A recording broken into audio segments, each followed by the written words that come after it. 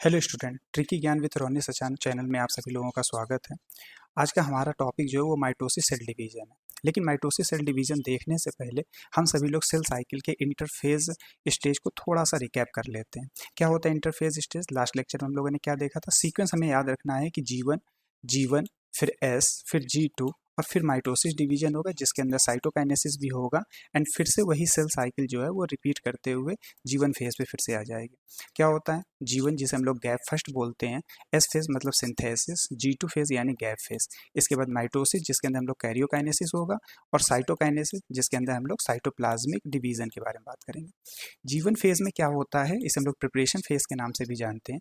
G1 phase में क्या होता है कि सेल का ग्रोथ होता है, वो अपने साइज को बढ़ाती है, सारे प्रोटीन सिंथेसिस होते हैं यहाँ पर ताकि वो सेल डिवीजन के लिए तैयार हो सके और डीएनए का रिप्लिकेशन के लिए ये प्रिपेयर हो जाते हैं। इस फेज में क्या होता है कि डीएनए का रिप्लिकेशन हो जाता है, क्रोमोसोम का डुप्लीकेशन हो जाता है और वो सिस्टर क्रोमेटिड्स में फॉर्म में बदल जाते हैं और हिस्टोन प्रोटीन का भी सिंथेसिस यहीं पर हो जाता है। G2 फेज में क्या होता है कि सेल्स फिर से फर्दर ग्रोथ करती है और माइटोसिस डिवीजन के लिए जो भी यूजफुल प्रोटीन्स की रिक्वायरमेंट होती है वो सभी यहीं उनका भी यहीं पर सिंथेसिस हो जाता है। डीएनए क्या करती है, यहाँ पर जो भी एरर्स होते हैं उन सभी को रिपेयर कर लिया जाता है और सारा सेल जो होता है वो माइटोसिस के लिए तैयार हो चुका होता है।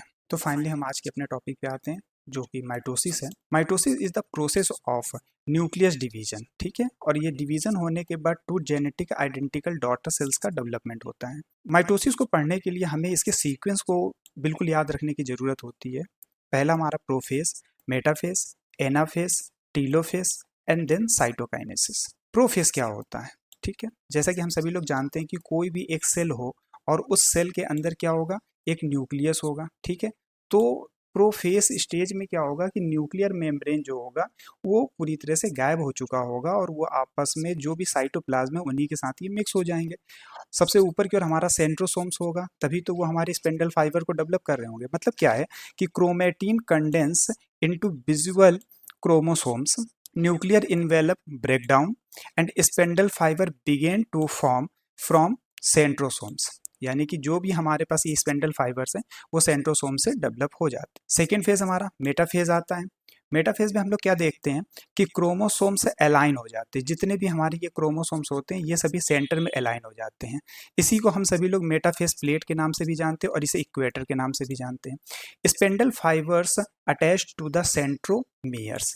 ये स्पेंडल फाइबर से जो भी एस्टर रेज डेवलप हो रहे होते हैं वो क्रोमोसोम्स के सेंट्रोमियर से जाकर के कनेक्ट हो जाते हैं।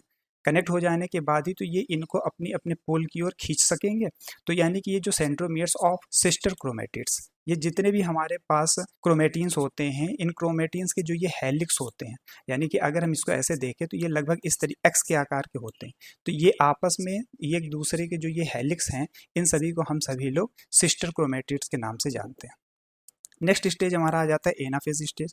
एनाफेज स्टेज में क्या होगा कि ये यहाँ पर मेटाफेज स्टेज में जितने भी हमारे क्रोमोसोम्स आपस में अलाइन हुए थे वो सभी अपने अपने इक्वेटर की तरफ डिफ्रेंशिएट होने लगेंगे, यानी कि सिस्टर क्रोमेटिड्स जो होंगे वो सभी सेपरेट होना स्टार्ट हो जाएंगे। एनाफेज स्टेज पर क्या क्या होगा भाई कि सेंट्रोमियर्स स्प्लिट हो जाएंगे, ये दोनों अलग अलग हो जाएंगे। जो भी यहाँ पे टेट्राड स्टेज दिख रहा था, एक्स फॉर्म जो बना हुआ था, ये टेट्राड स्टेज जो दिख रहा था, ये दोनों के दोनों, ये वाला जो होगा ये ऊपर की ओर चला जाएगा और ये वाला जो होगा ये नीचे की ओर आ जाएगा। तो सेंट्रोमियर्स स्प्लिट हो जाएंगे।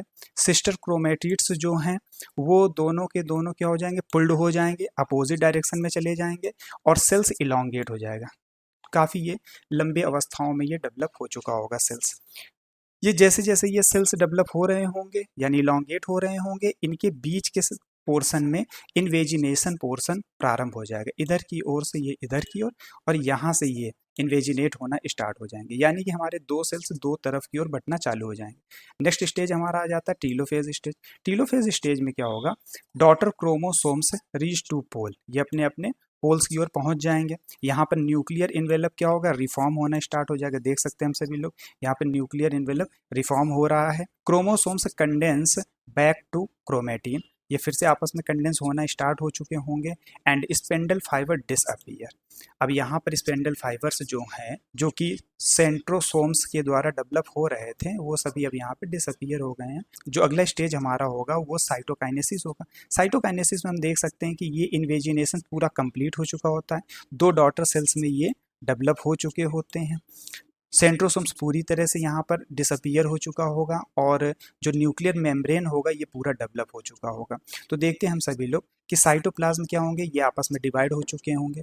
एनिमल सेल्स का जो क्लीवेज होगा वो फरो फॉर्म के तरीके होता है और प्लांट सेल्स का जो होता है वो सेल प्लेट के फॉर्म में होता है।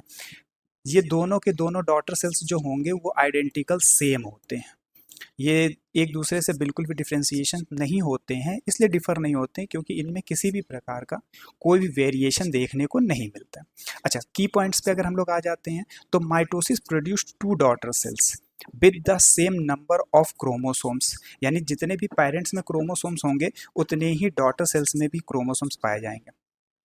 It is essential for growth, repair and replacement of cells in multicellular organism. Multicellular organism में क्या होता है कि सेल्स कंटिन्यू डेवलप होते रहते हैं, उन सेल्स का डेड भी होते रहते हैं। जैसे जैसे वो सेल्स डेड होते हैं तो वहाँ पर नए सेल्स बनने होते हैं और किसी भी चीज़ के लिए ग्रोथ के लिए ज़रूरी है कि नए नए सेल्स का बनते रहना, ताकि अगर सेल्स बनते रहेंगे तभी कोई भी, जैसे छोटा सा चाइल्ड जो होता है वो बड़ा हो जाता है और छोटा सा पेड़ जो होता है वो काफ़ी बड़ा नज़र आने लगता है। वो इसीलिए होता है क्योंकि उसके अंदर माइटोसिस डिवीजन कंटिन्यू होता रहता है। माइटोसिस और मियोसिस सेल डिवीजन में डिफरेंस देखें तो अभी तो एक बार देख ही रहे हैं, एक बार और भी डिफरेंस देखेंगे। तो यहाँ पर माइटोसिस डिवीजन है और ये मियोसिस डिवीजन है। जैसा कि मियोसिस डिवीजन अभी हम लोगों ने कुछ खास पढ़ा नहीं है, अगले टॉपिक में हम लोगों का मियोसिस डिवीजन होगा, बट फिर भी डिफरेंस देख लेते हैं कि नंबर ऑफ डिवीजन की बात करें तो यहाँ केवल एक बार होता है और मियोसिस में 2 बार होता है। नंबर ऑफ डॉटर सेल्स की बात करें तो यहाँ केवल 2 डॉटर सेल्स बनते हैं, यहाँ नंबर ऑफ 4 डॉटर सेल्स बनेंगे। और क्रोमोसोम नंबर की बात कर ले तो ये सेम पेरेंट्स के समान ही होते हैं, यानी जितने पेरेंट्स में होते हैं उतने यहाँ भी होते हैं। और ये कैसे होंगे, ये डिप्लॉयड अवस्था में होते हैं। यहाँ क्या होगा, हाफ ऑफ पेरेंट्स हो जाते हैं, जिसकी वजह से ये हैप्लॉयड स्टेज को परफॉर्म करते हैं। जेनेटिक वेरिएशन की बात कर लें तो माइटोसिस में किसी प्रकार को कोई वेरिएशन नहीं होता और मियोसिस के अंदर वेरिएशन देखने को मिलता है। ठीक, तो थैंक यू आज के लेक्चर्स के लिए। अगर वीडियो पसंद आ रही हो तो वीडियो को लाइक करें, चैनल को सब्सक्राइब करें